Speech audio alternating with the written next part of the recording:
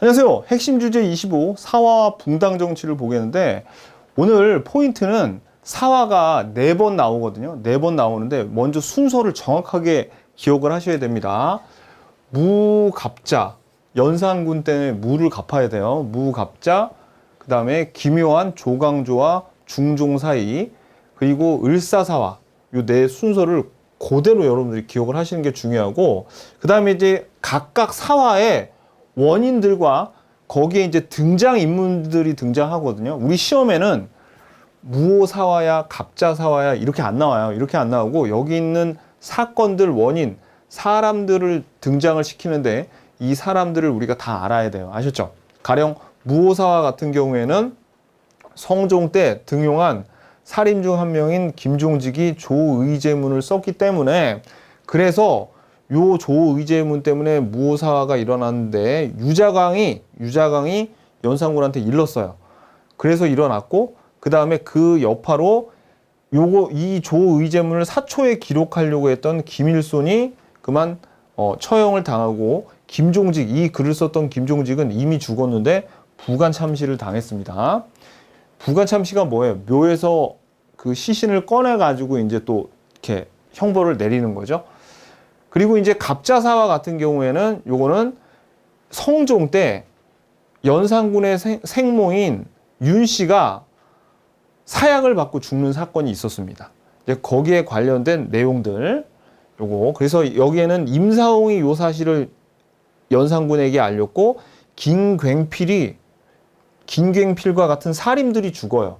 그래서 시험에는 이 김굉필이 나옵니다. 그러면 김굉필 나오고 패비 윤 씨 막 나오고 그러면 아, 이거는 갑자사화를 얘기하는구나, 두 번째 일어났던 사화구나, 이걸 알아야 돼요. 먼저 순서를 알고 여기 있는 등장인물들 다 알아야 됩니다.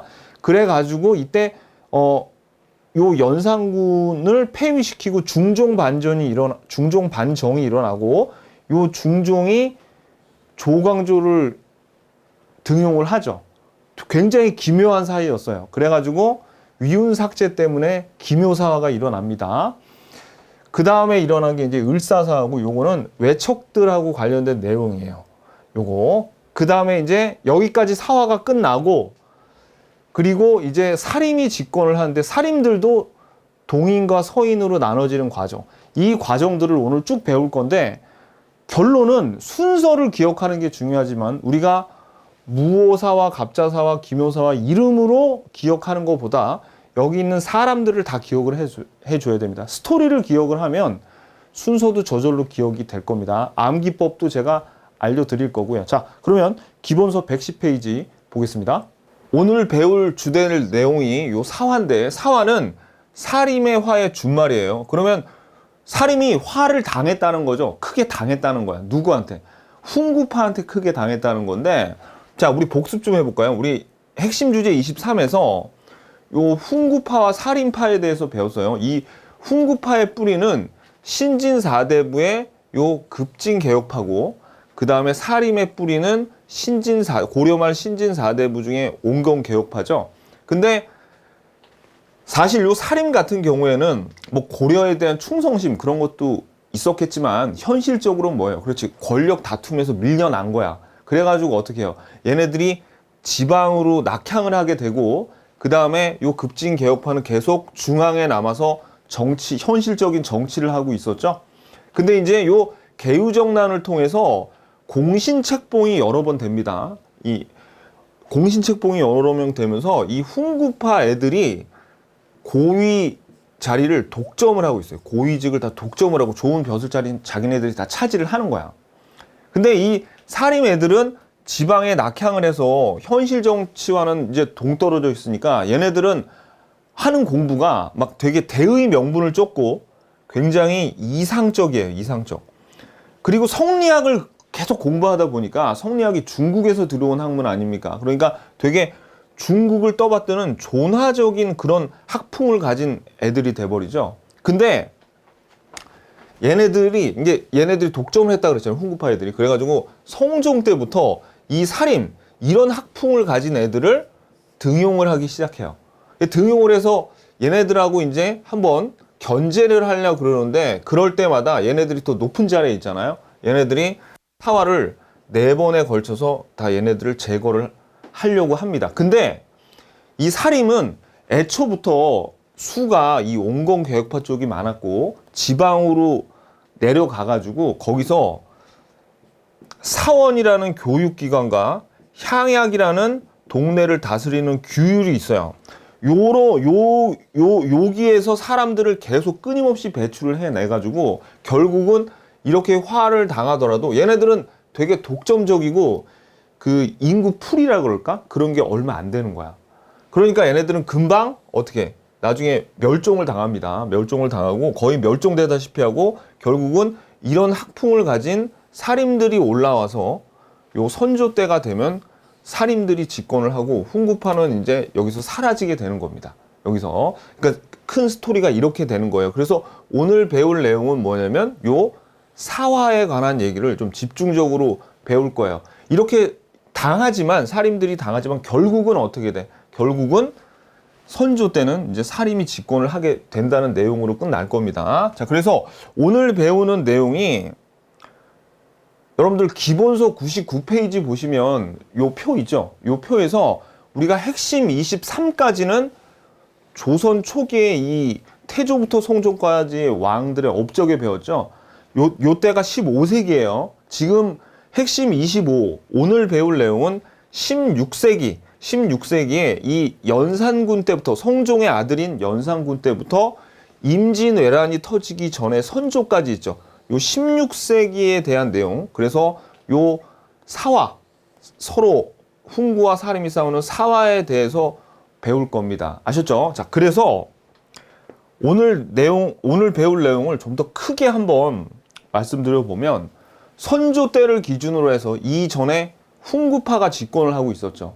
근데 얘네들이 이제 사림이 들어왔지만 사화를 당하면서 사림이 큰 탄압을 당합니다. 그래가지고 결국은 사림이 집권을 하는데 붕당이 돼. 또 얘네들이 어떻게 되냐면 동인과 서인으로 나뉘거든요. 그러니까 여기까지 배우는 거야. 오늘 그냥 큰 내용이 막 많이 배우는 것 같아도 그냥 간단한 겁니다. 훈구하고 사림하고 싸우는 사화 이후에 사림이 집권을 해서 얘네들이 다시 또 동인과 서인으로 나뉜다.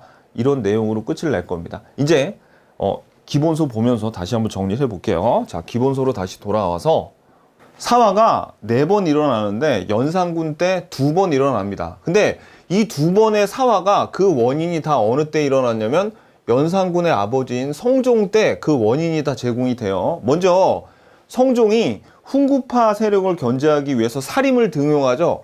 그때 한 사람이 사림의 김종직이었는데 이 김종직이 조의제문이라는 글을 괜히 써가지고 요거 때문에 연산군이 열받아가지고 사화를 일으킵니다. 이러면서 사림들이 많이 화를 당해요. 그 다음에 요 성종의 아내인 윤씨가 있었는데 성종이 자꾸 후궁들하고 이렇게 자꾸 시간을 보내니까 이제 질투를 한 거죠. 그래서 막 싸우다가 어떻게 성종 얼굴에 좀 이렇게 손톱으로 핥혔는지 상처를 냈어요. 근데 그런 일로 말미암아 가지고 여러 가지 무슨 뭐 또 정치적인 사건이 있어 가지고 결국은 사약을 받고 사살을 당합니다. 그러니까 연산군의 생모예요. 연산군의 생모. 그러니까 자기 어머니가 그렇게 됐으니까 다 복수해주마 이놈들 하면서 또 어떻게 해요? 사화를 일으켰어요. 그게 갑자사화예요. 갑자사화. 자, 그런데 이제 연산군이 조선시대 최고의 정말 그 엄청난 폭군이었잖아요. 그러니까 사람들이 야, 못 살겠다. 바꾸자. 야, 안 되겠다 싶어가지고 이제 중종 반정이 일어나서 중종으로 왕이 바뀝니다. 중종이 이제 즉위를 하게 돼서 중종하고 조광조하고 상당히 기묘한 관계예요. 왜냐면 처음에는 굉장히 조광조를 신임을 했다가 나중에 기묘한 일로 얘네들이 서로 삐져가지고 이 중종이 조광조를 이 위훈삭제가 결정적인 이유가 됐는데 기묘하게 사화를 일으켜서 기묘사화, 기묘를 기억하셔야 돼. 이 기묘사화로 이 조광조를 비롯한 살림 세력들이 다 또 숙청을 당합니다. 요게 기묘사화예요. 참 기묘한 일들이 많아요. 여기서. 자, 그 다음에 이제 중종의 아들이 인종과 명종이 있었어요. 근데 이 인종의 장경왕후인데 인종의 어머니가 장경왕후예요. 그리고 명종의 어머니가 문정왕후인데 둘 다 윤씨였어. 둘 다 윤씨. 그러니까 이 둘은 아버지는 같은데 배다른 형제였던 거죠. 근데 둘 다 윤씨였어. 하필 그 장경왕후도 윤씨였고 문정왕후도 윤씨였는데, 그래서 그 둘을 구별하기 위해서 장경왕후를 밀어주는 쪽을 대표적인 윤임이에요. 대윤이라고 불렀고, 문정왕후를 밀어주는 쪽을 윤원영, 소윤이라고 불렀습니다. 근데 처음에는 인종이 즉위를 해요. 그래가지고 권력 다툼에서 대윤이 이기는가 싶었는데 웬걸 한 8개월쯤 있다가 인종이 그만 단명을 하고 사망합니다. 그러니까 이제 명종이 왕이 된 거죠. 명종이 왕이 돼가지고 그 다음부터 어떻게 해요? 이제는 소윤이 집권을 하면서 대윤 쪽을 이제 어떻게 숙청하기 위해서 사화를 일으키는데, 그게 을사사화예요. 을사사화. 그래서 이제 이 을사사화에서 보세요, 여러분들. 요 윤원영이 문정왕후의 동생이었거든요. 이거 문정왕후가 윤씨라 그랬잖아요. 그래서 이 윤원영이 문정왕후의 동생이라 가지고 외척이 되잖아요. 외척. 훈구파이면서 외척이라 그래서 아까 뭐라 그랬어요? 척신이라고 그랬어요. 척신. 그래서 이 훈구파가 이 외척이 되는 거예요. 외척. 그래가지고 어떻게 말도 못하게 또 폭정을 일으키다가 결국 문정왕후가 죽고 바로 윤원영은 명종에 의해서 삭탈관직 당하고 이제 죽습니다. 죽어요. 그래서 이 선조 때 요 윤원영은 이미 죽었지만 그 기록까지 기록까지 싹 다 지워버려요. 기록까지 싹 다 지우면서 여기에 남아있던 훈구 세력들을 다 쳐내고 이제 요 선조는 지지 기반이 별로 없었기 때문에 살임으로 싹 다 채워버립니다. 그러면서 이제 살임이 집권을 하게 되는 거예요. 근데 이 살임 애들이 집권을 하는데 얘네들이 또 동인과 서인으로 나뉩니다. 동인과 서인으로 나누는데, 이렇게 이걸 우리가 분당 또는 분화된다 그러는데, 얘네들이 이렇게 분화될 때 그 원인이 뭐냐면은, 야, 이 척신 세력들, 이 훈구 세력들을 좀 완전히 밟아서 없애버릴까, 아니면 한 대 때리고 용서해 줄까. 그러니까 이 훈구 세력의 처리를 놓고 어떻게 할까 싸우면서 분화가 돼요. 그래서 우리가 배울 내용이 쭉 여긴데, 먼저 지금부터 이제 무오사와 갑자사와 이 편을 먼저 보겠습니다. 자, 연산군 때의 무오사 먼저 보겠습니다. 연산군의 아버지가 성종이었어요. 성종 때 훈구파가 고위 관직을 독점하면서 굉장히 힘이 너무 세니까 왕권 강화를 위해서 살인파를 등용을 해서 견제를 합니다. 훈구파를. 근데 이 살인파들이 주로 감찰 등을 맡고 있는 3사에 있었어요. 근데 그러다 보니까 이 감찰, 감시 뭐 그런 일을 하다 보니까 아무래도 고위 관직에 있는 훈구파들하고 살인하고 마찰이 심했었죠. 그러니까 이제 훈구파 쪽이 나 저 살인놈들 되게 거슬리네. 내가 한번 날 잡아서 손을 봐야겠어. 이러던 차에 자, 살인파의 김종직 밑줄, 김종직이 쓴 네모 조의제문이라는 글이 있습니다. 여기서 의제가 누구냐면은 초나라의 왕이었는데, 여러분 초한지 보면은 힘 무지하게 세고 포악한 항우라는 장수가 있어요. 이 항우가 의제를 죽이고 자기가 왕이 됩니다. 근데 이게 마치 삼촌인 세조가 단종을 죽이고 왕이 됐죠. 그러니까 요 조의제문이란 글을 써가지고 요걸 빗대가지고 누구를, 세조를 비난한 글이에요. 근데 이거를 자, 김일손 밑줄, 김일손이 이제 김종직의 제자거든요. 김종직은 이 사화가 있을 때 이미 이제 죽었고, 그래서 김일손이 이 김종직의 제자였는데 이 글을 사초에 기록하려고 하니까 이제 이 훈구파 쪽에 자, 유자강 밑줄, 유자강이 연산군한테 달려가서 얘가 세조를 욕하는데요. 이런 글을 써서 이 살인파 애들이 욕하는데요. 이렇게 일렀어요. 그러니까 어떻게 해요? 연산군이 아니 이놈들이 우리 가족을 건드려? 해가지고 어떻게? 왜냐면 그 세조가 연산군의 증조 할아버지뻘 되니까 그래서 열받아가지고 어떻게 되냐면 김일손과 다수의 살인파를 죽이고 귀양을 보냈고, 그 다음에 아까 김종직은 이미 저 세상 사람이었다 그랬죠. 그러니까 묘를 파헤쳐가지고 김종직의 묘를 파헤쳐서 부관 참시했대요. 부관 참시 가로. 그러면 이제 우리 시험에는 이거 무오사화야? 이렇게 직접적으로 알려주지 않고 우리에게 어떤 거를 주면서 무오사화인지를 맞춰보라고 하냐면 제일 잘 나오는 게 조의제문입니다. 요게 무오사화하면 먼저 조의제문이 나오고요. 그 다음에 피해자들 누구? 이 김종직, 김일손 이 사람들 이름 알아야 돼. 그리고 이 김종직은 뭘 되죠? 부가참시도 잘 나와요. 그래가지고 무슨 사화하고 나오는데 누가 부가참시 당했대. 특히 이제 김종직, 김일손 이런 사람 나오면 아 무오사화구나. 그 다음에 조의제문 나오면 무오사화구나. 그 다음에 이제 요의 가해자 훈구파의 유자광. 이제 요 5개 중에 하나를 또는 이 5개 중에 몇 개를 우리에게 주면서 이거 무오사화야? 라고 우리에게 물어봅니다. 이거 잘 알아두셔야 돼요. 자, 연산군 때의 두 번째 사화인 갑자사화를 보시면 연산군의 아버지 성종이 연산군의 생모인 윤 씨한테 투기해서 내 얼굴에 상처를 냈다고 사약을 내립니다. 그죠?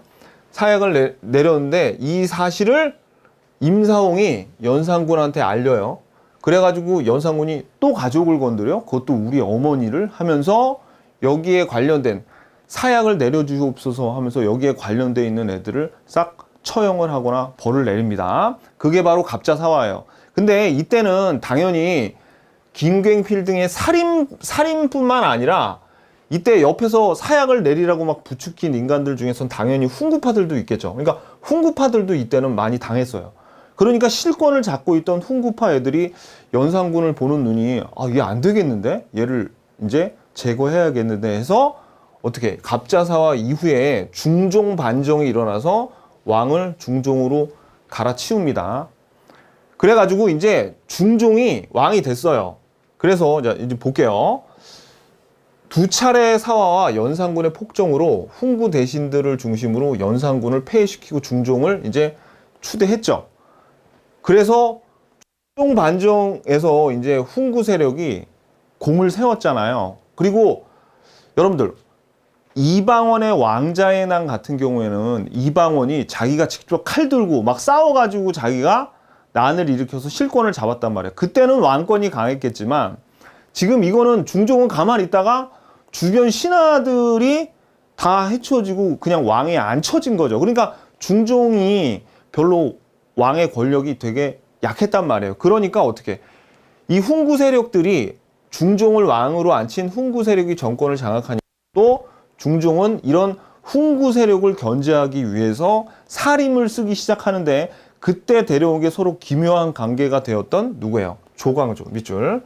그래서 조광조를 포함한 살인파를 등용한 겁니다. 이 중종이. 그래서 이 조광조가 개혁 정치를 펴는데 이 시험에 엄청 잘 나와요. 이게 별표. 자, 이거는 혈량과 별표, 소격서 폐지 별표, 위훈삭제 별표. 요 세 개 다 시험에 무지하게 잘 나옵니다. 혈량과는 청거, 추천제도라서 요거는 뭡니까? 좀 더 살인파들을 조정으로 잘 끌어들일 수 있도록 추천제도를 실시했어요. 혈량과 실시. 그 다음에는 소격서 폐지인데, 자, 살인들은 다른 학문이나 종교에 대해서 굉장히 비판적이고 배격하는 그런 풍조가 있었죠. 그러니까 불교, 도교, 민간신앙을 금지했고 태조 때부터 조선시대 왕들이 약간 도교적인 어떤 그런 풍습으로 초제라는 제사 비슷한 거를 계속 전통적으로 이렇게 지내고 있었는데 그것도 못하게 했습니다. 도교의 초제를 담당하던 소격서 폐지. 시험에 무지하게 잘 나와요.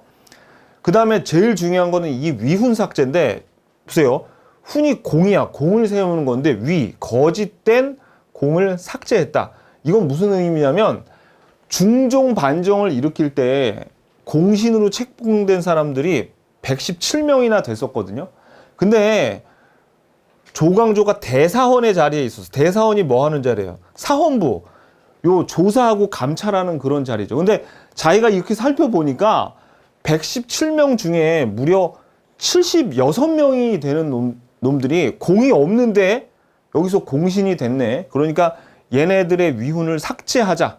근데 이 위훈을 삭제한다는 게 무슨 의미냐면 공신으로 책봉이 되면 그때 토지도 좀 나눠주고 노비나 뭐 그 밖에 뭐 재물들을 내려줘요. 근데 줬다가 뺏는 거죠. 그러니까 열 받죠. 그래가지고 어떻게 해요? 이제 조광조가 제거가 되게 됩니다. 근데 이거는 요렇게 당한 훈구파들도 열받지만 중종도 별로 이거를 안 했으면 했어요. 그래가지고 안 한다 그랬는데 조광조가 하도 우겨가지고 하긴 했는데 하자마자 바로 중종도 조광조를 제거합니다. 왜 그럴까? 왜냐면 보세요. 중종 반정을 일으킬 때 이렇게 많은 사람들이 참여를 했어야지 자기가 반정을 일으킨 어떤 대의 명분이 서는 거죠. 근데 자기가 왕이 될 때 일으키는 그 중종 반정에서 76명이나 뭔가 비리를 저질렀다? 이러면 자기의 정통성도 상당히 어떻게 해요? 타격을 받는 거죠. 그래서 이걸 안 하려고 했는데 하도 우기니까 하긴 했는데 곧바로 조광조가 제거가 됩니다. 그게 바로 기묘하게, 그러니까 관계가 처음에는 되게 신임을 받았다가 점점 기묘하게 변해갔죠. 그래서 일어난 게 바로 기묘사화예요. 기묘사화. 자, 그래서 기묘사화가 일어나는데, 자, 밑줄 그세요.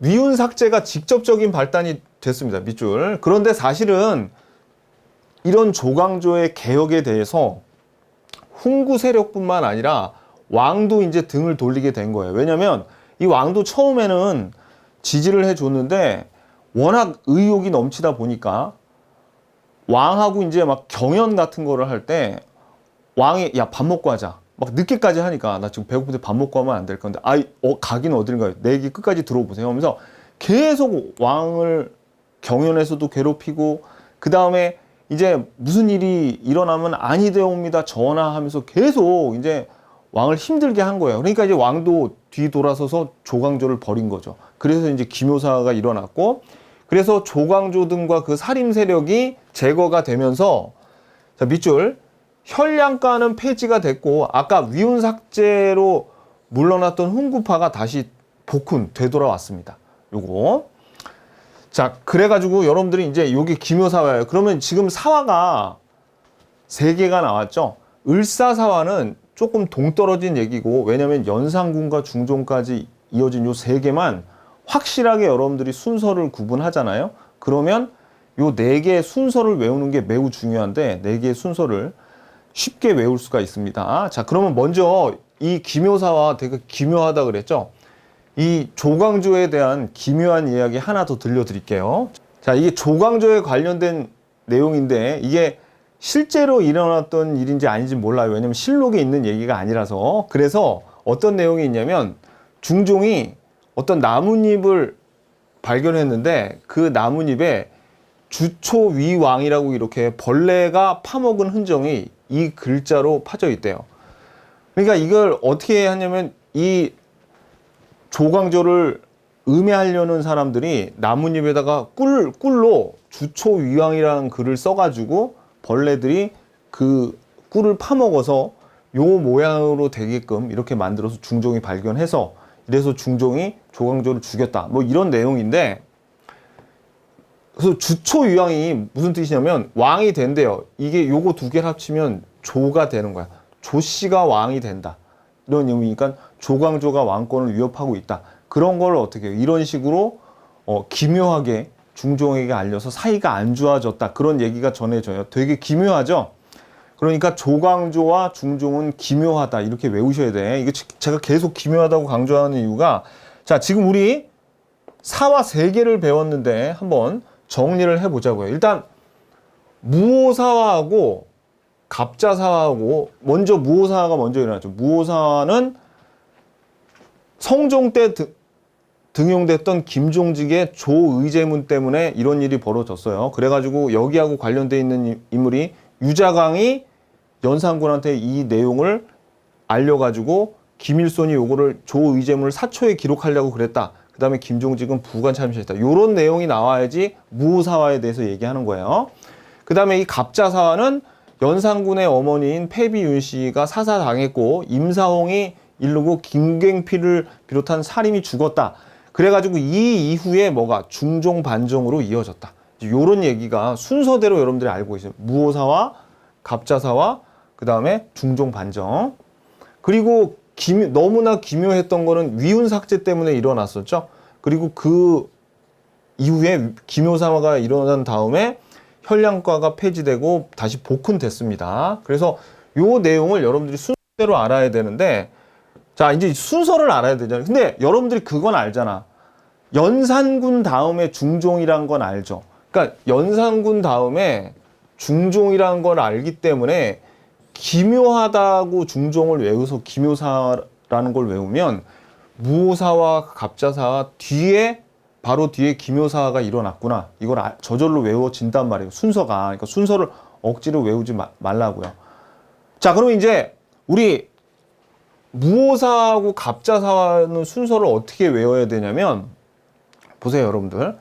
일단 좀 조의제문, 이게 조의제문에서 요 문하고 무하고 이렇게 연결을 지어서 좀 외웠으면 좋겠는데 좀 더 극단적인 방법으로 조의제문하고 무오사하고 문이니까 얘네들하고 하면 여러분들 선생님 말도 안 돼요. 어떻게 그렇게 외워요? 이럴 수 있을 것 같아서 제가 극단적인 방법을 하나 만들어 놨는데 예를 들어서 있잖아요. 연산군 때 먹는 무를 빌렸어요. 먹는 무를 빌렸으면 언제까지 갚아야 돼?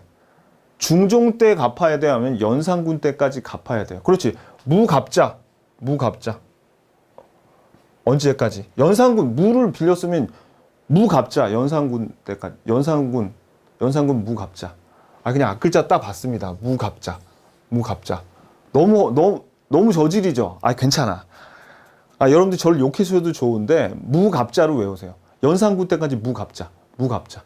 무오사와 다음에 갑자. 요 순서 외워야 돼. 그 다음에는 이제 기묘사화는 기묘한 우리 중종과 조광조 사이에 일어났던 거. 그러니까 요 기묘사화가 세 번째에 위치합니다. 연산군에 있던 무갑자 다음에 기묘사화.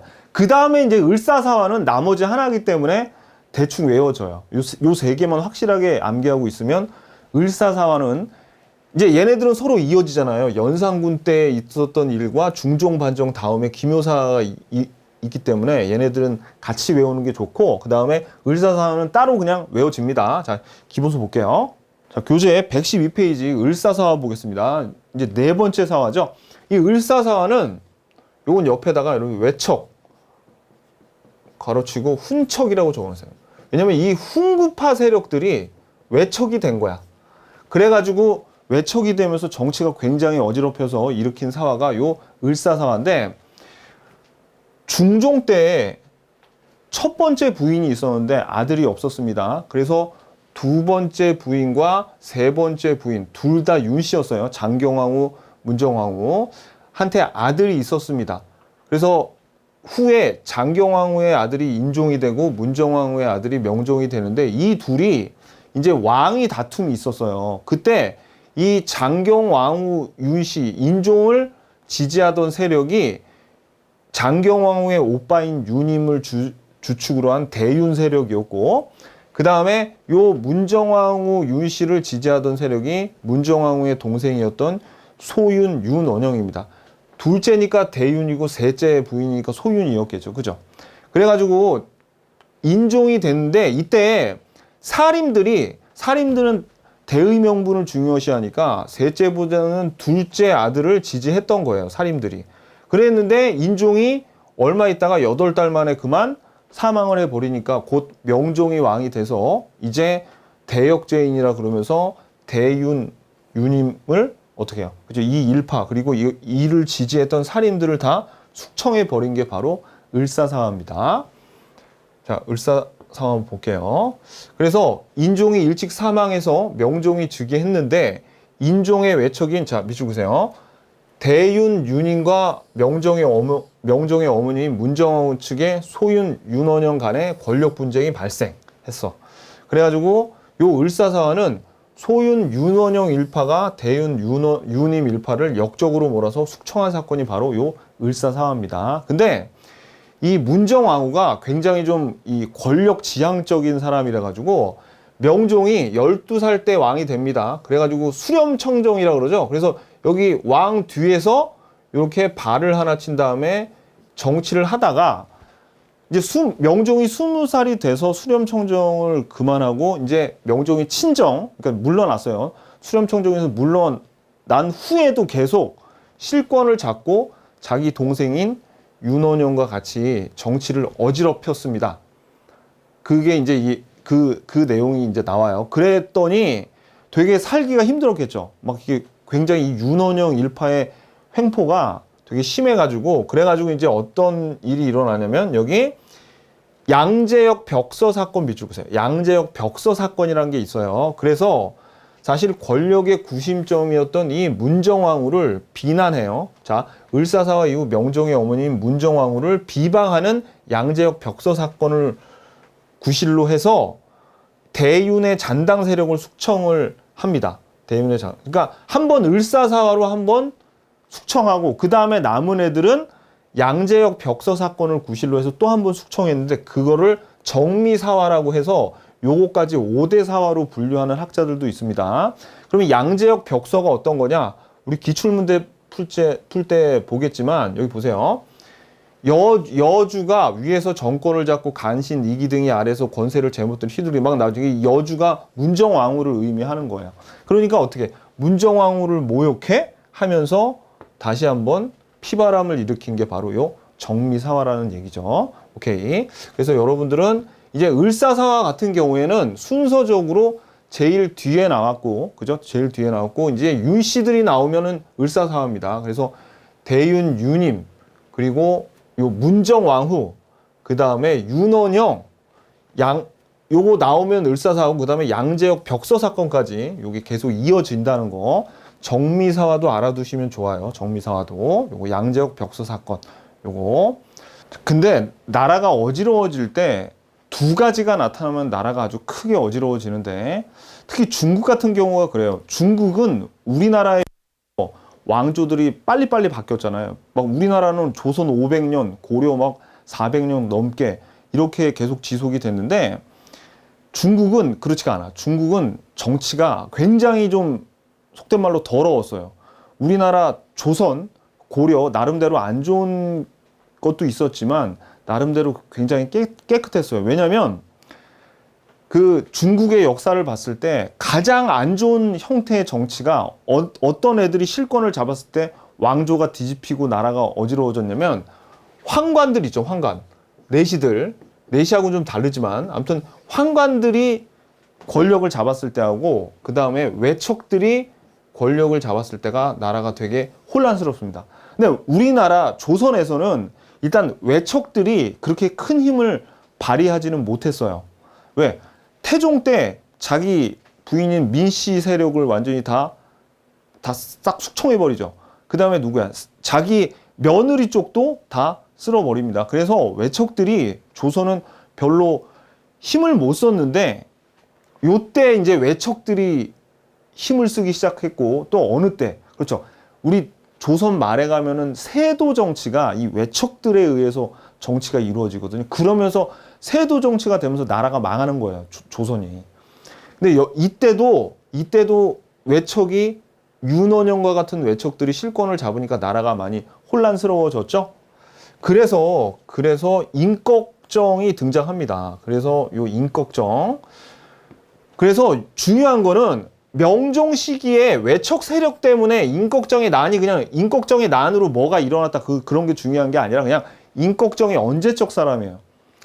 요때 을사사화가 있던 요 명종 시기에 이때 살던 사람이구나. 명종 때 외척들이 한참 난동을 부릴 때 임꺽정이 나타났구나. 이걸 안 돼. 왜냐면 시험에 우리가 이제 나중에 뒤에 가면 세도 정치가 나오는데, 이 세도 정치 하에서 밀란들이 엄청 많이 일어나거든요.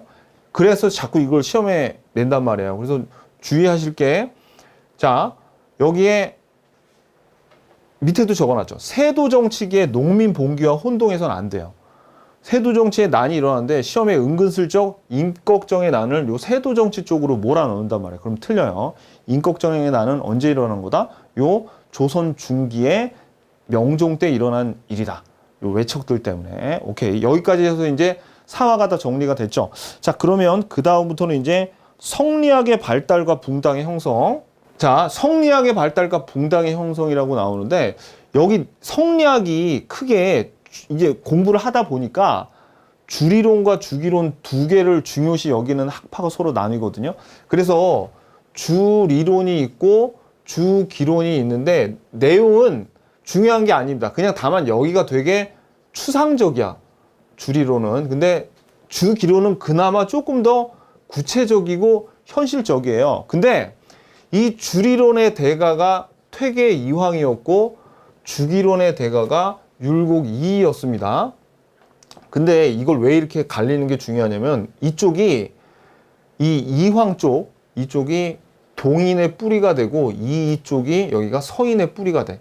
그러면 이따가 지금 붕당이 사림이 서로 나눠져 가지고 동인이랑 서인이랑 나누게 되죠. 그래서 그냥 여기서 하고 싶은 얘기는 주리론이 뭔지 주기론이 뭔지가 중요한 게 아니라 동인은 주리론을 베이스로 하고 이황이 그 뿌리고 서인은 주기론을 베이스로 하고 이이가 그 뿌리야. 그래서 얘네들이 싸우는 이유는 어떤 정책적인 대립도 있었지만 처음에 서인과 동인으로 나눴을 때는 이런 학문적인 어떤 대립 관계도 있었습니다. 그걸 얘기하고 싶은 겁니다. 그러니까 쭉 봐도 여러분 그냥 안 봐도 돼. 여기 있는 거 안 봐도 돼. 뭐 4단 7정 어쩌고 나오는데 볼 필요 없고 우리 시험에 요거는 한번 나왔어요. 요거는 한번 밑줄 보자. 시험에 나온 거니까. 이황이 기대승이란 사람하고 4단 7정 논쟁을 전개했어. 요게 뭐냐면 이황은 당대의 학자였고 기대승은 젊은 선비에 불과했는데 이 이황이 기대승이 이 4단 7정에 대해서 서로 논쟁을 서로 그때 당시니까 서찰을 주고받았을 거 아닙니까? 그런 기록들이 남아있고, 그리고 상당히 진지하게 이 기대승의 토론에 응해줬어요. 이 대학자가. 그런 풍모를 알 수가 있는 그런 내용입니다. 자, 그리고 이가 성혼과 이 논쟁을 이어나가는데 이건 중요한 게 아니에요. 시험은 요게 나왔어. 이황과 기대승. 요거 시험에 나온 거니까 한번 보시고요. 자, 그리고 퇴계 이황과 율곡 이이를 비교하는 문제 중에서 제일 중요한 거는 이거예요. 성학 10도는 퇴계 이황이고 성학 지묘는 율곡 이이. 자, 여러분 보세요. 성학 10도죠. 그림이죠. 그러니까 도식 동그라미. 군주의 도를 도식으로 설명한 게 바로 그림으로 설명한 게 퇴계 이황의 성학 10도입니다. 그리고 율곡 이이는 성학 지묘. 보세요. 군주가 수양해야 될 덕목을 집요하게 제시한 거예요. 그러니까 이의 주장은 군주 옆에서 현명한 신하가 계속 얘기를 해줘야 돼. 깨우치게끔. 그게 성학지묘입니다. 시험에 거의 이거만 나옵니다. 거의 이거만. 그리고 나중에 뒤에 가서 배우겠지만 요 퇴계 이황이 예안 향약이고 율곡 이이는 해주 향약이에요. 그리고 이 이황 같은 경우에는 벼슬길을 하다가 이제 을사사화 때 탄핵을 당해가지고 삭탈관직 당한 경험도 있고 좀 안 좋은 추억 같은 게 좀 있는 양반이야. 그래가지고 이황은 고향에 내려가가지고 열심히 학문에 정진하고 후학을 양성하고 그런 걸 또 좋아합니다. 실제로 중앙에서 이황이 워낙 유능하니까 야 와서 좀 일 좀 해라 그러는데 이황이 갔다가 하는 둥 마는 둥 하다가 저 몸이 안 좋아서 내려가야 되겠어요. 그래서 계속 왔다 갔다 해요. 그러니까 계속 중앙에 있는 게 아니라 이 사람은 주로 경상도 자기 고향에 내려가서 후학을 양성합니다. 그래서 영랑학파예요. 그러니까 동인이지, 동인. 그리고 율곡 이이는 장원급제, 그러니까 수석을 과거를 봤는데 9번이나 이 사람은 장원을 합니다. 선생님, 그 과거가 무슨 입사시험이나 입학시험 같은 거니까 한 번만 보면 되는 거 아니에요? 아니에요. 이 조선의 과거시험은 기존의 관리들이 또 과거시험을 볼 수가 있었습니다. 왜냐하면 빠른 승진을 위해서. 그래가지고 이 율곡 이이는 계속 중앙에 요직을 다 차지하고 굉장히 중앙에 오래 있었어요. 그러니까 기호학파가 계속 서울에 있으면서 벼슬자리를 했겠죠. 오래 있었겠지. 그래서 여기는 고향으로 내려가서 영남학파의 거두가 되는데 여기 율곡 이이는 서울하고 가까운 서울 충청 요 기호학파를 형성을 하게 돼요. 요건 그냥 참고예요. 결론은 누구예요? 결론은 요걸 알아야 돼. 성학 10도와 성학 지묘 요걸 알아야 됩니다. 요거. 자, 그다음에 113페이지 보겠습니다. 붕당과 붕당 정치. 자, 113페이지. 명종이 죽고 명종이 아들이 없었어요. 그래가지고 선조가 왕이 됐는데 이때 사림을 대거 등용합니다. 그래서 훈구파들은 다 제거가 돼요. 그래가지고 사림이 집권을 하는데 아까 위에서 봤던 것처럼 요 사림들이 동인과 서인으로 나뉘죠. 근데 걔네들은 정치적인 입장뿐만 아니라 학문적으로도 서로 좀 달랐잖아요. 그래서 이렇게 둘이 나누게 된다. 이제 그 얘기입니다. 이제 그 얘기가 전개가 될 거예요. 그 다음에 네모 4번, 1번 동인과 서인의 분화. 요거는 말씀드렸지만 명종의 아들이 없어서 죽고 선조가 왕위에 올라가지고 윤원영은 원래 명종 때 이미 죽었는데 이 윤원영이 공신이었다는 그런 기록까지 싹 없애버리면서 나머지 훈구파의 잔당들, 여기서 외척이라는 건 훈구파의 잔당들이죠. 싹 제거하면서 살인파를 대거 등용하면서 이제 살인의 시대가 옵니다. 살인이 집권을 하게 돼요. 그랬는데 이 동인과 서인이 뭐를 놓고 좀 갈등이 생기냐면 서인은 살인이긴 한데 명종 때부터 그러니까 정권에 참여 일하고 있었어요. 그러니까 훈구파 애들을 좀 모시고 있었겠죠. 보통 살인이 좀 삼사라던가 뭐 어떤 좀 밑에 하위직을 맡고 있었으니까 훈구파 애들이 독점을 하고 있었고, 근데 같이 일을 해서 정이 들었어. 그래가지고 얘네들은 이런 척신정치 청산에 좀 소극적이에요. 근데 동인들은 이제 선조가 즉위하면서 다 새로 들어온 애들이라 야, 쟤네들 다 죽여. 뭐 그런 거죠. 훈구파 애들 가만 놔두지 말고 다 없애자. 이런 척신정치 청산에 굉장히 적극적이었죠.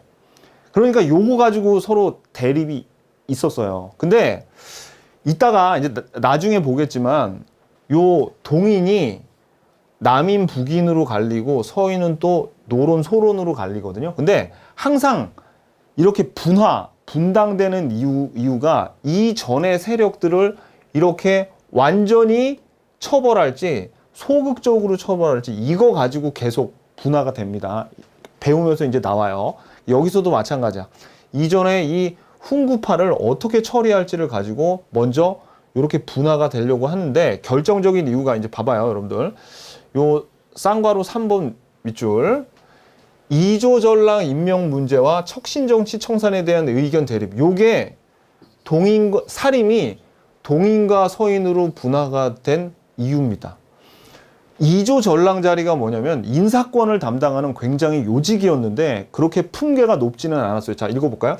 이조전랑은 중요한 3사 관리에 대한 인사권과 후임자 추천권을 갖는 인사 요직이야. 그러니까 동인이든 서인이든 서로 자기 쪽 사람들을 이조전랑으로 앉히려고 그러겠죠. 그래서 서인의 우두머리인 심의겸, 동인의 우두머리인 김효은, 서인이나 동인이라고 불렸던 이유가 뭐 이렇게 큰 어떤 철학적인 그런 의미가 있는 게 아니라 심의겸은 서쪽에 살고 김효은은 동쪽에 살아서 이렇게 그냥 이름이 붙여진 겁니다. 우리 대통령들도 왜 그런 거 있었죠. 동교동계 사람들, 뭐 김대중 쪽 뭐 사람들을 뭐 그런 식으로 불리는 것처럼 그냥 서쪽에 사니까 서인이고 동쪽에 사니까 동인이에요. 그래서 심의겸과 김효은을 중심으로 서로 이조전랑 문제로 싸웠어. 그래서 구체적인 예가 나옵니다. 김효은 쪽에서 사람을 앉히려고 그랬더니 심의겸이 반대하고 또 심의겸의 쪽에서 자기 동생을 앉히려고 그랬더니 김효은이 반대해서 이래가지고 서로 싸움이 붙었어. 그러니까 결론을 기억하는 게 중요해요. 어떤 거?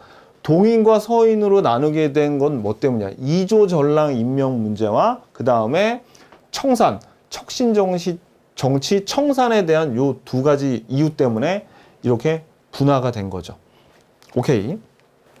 이제 동인과 서인이 서로 세력 다툼을 하는데 먼저 동인이 주도권을 잡아요. 그런데 동인 계열이었던 정여립이 모반을 일으키는데 이때 이 정철이 요 정여립 모반 사건에 관련돼 있다 그러면서 동인들을 서인이에요. 정철은 그러니까 여기 있는 동인들을 거의 1000여 명을 희생을 시킵니다. 이걸 우리가 뭐라 그러면 기축옥사라 그래요. 기축옥사. 그래가지고 동인들이 거의 괴멸되다시피 하면서 서인들이 집권을 하게 되죠. 그런데 요 정철이 요 서인 집권을 하면서 잘 나가다가 어떤 실수를 하냐면 건저희 사건이 일어납니다. 이 건저가 뭐냐면 세자 책봉을 건의하는 걸 건저의 사건이라 그러는데, 정철이 선조한테 광해군을 세자로 빨리 책봉해서 뭔가 좀 후대의 구도를 빨리 정해서 좀 안정화시키자 이렇게 건의를 했어요. 그런데 선조는 광해군을 별로 안 좋아하고 다른 왕자를 마음에 두고 있었거든요. 그래가지고 선조가 진노를 해가지고 열이 받을 대로 받아서 정철은 유배를 보내고 서인 세력들은 거의 다 파직을 당합니다.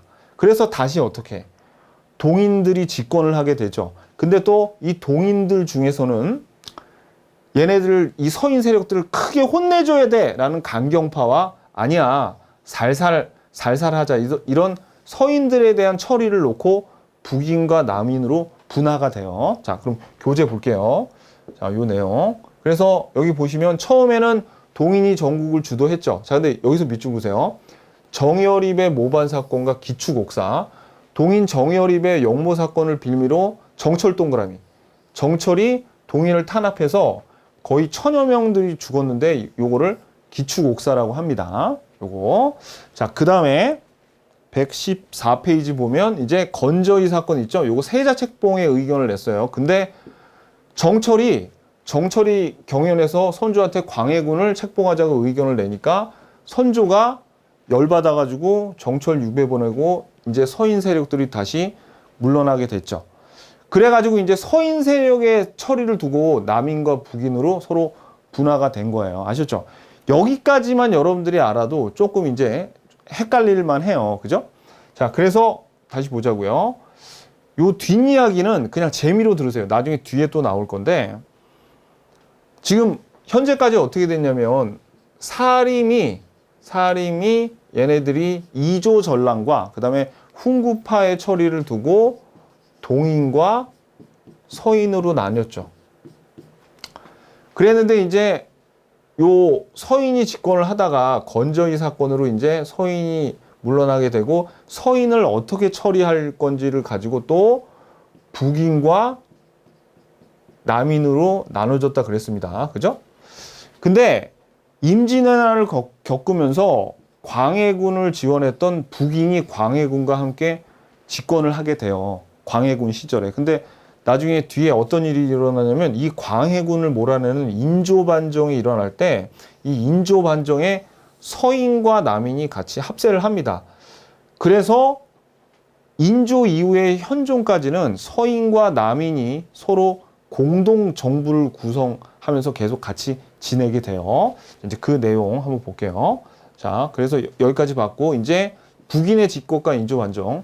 임진왜란 이후에 광해군 때 북인이 잠깐 집권해요. 근데 인조반정이 일어나서 그 다음부터는 서인과 남인이 얘네들이 같이 거의 연합정부 비슷하게 유지가 됩니다. 아, 근데 요 내용은, 요 3번의 요 내용은 뒤에서 배울 거니까 오늘은 그냥 기억하지 말고, 아, 이렇게 뒷얘기도 있구나 까지만 아시면 되고, 오늘은 어디까지만 그냥 기억하시면 되냐면, 요 사림이 동인과 서인으로 나뉘었는데, 동인이 다시 북인과 남인으로 나눴구나. 여기까지만 여러분들이 좀 기억을 하시면 되겠습니다. 자, 그럼 포인트 한번 볼게요, 오늘. 자, 포인트. 이제 여러분들 이제 다 보이실 거예요. 일단, 연산군 때 무갑자. 중종 때까지 가지 말고 연산군 때 무갑자. 순서 기억하셔야 되고, 무오사화는 성종 때 쓴 김종직의 조의제문 때문에 일어났어요. 요거를 김일손이 사초에 기록하려는 걸 유자광이 연산군에게 일러서 김일손은 처형당하고 김종직은 부관 참시 당하죠. 살인들이 다 화를 당했습니다. 그 다음에 갑자사화에서는 폐비 윤씨 사건 때문에 임사홍의 고발로 김굉필, 살인 중에 하나인 김굉필을 포함해서 훈구파까지 다쳤어요. 그래가지고 중종 반정이 일어나면서 기묘한 조광조와의 인연을 맺기 시작하죠. 그래서 조광조가 혈량과도 실시하고 그 다음에 소격소도 없애고 위훈삭제를 결정적으로 한 것 때문에 이 기묘사화가 일어났죠. 그래서 결국 위훈삭제했던 건 복훈되고 혈량과는 폐지가 됩니다.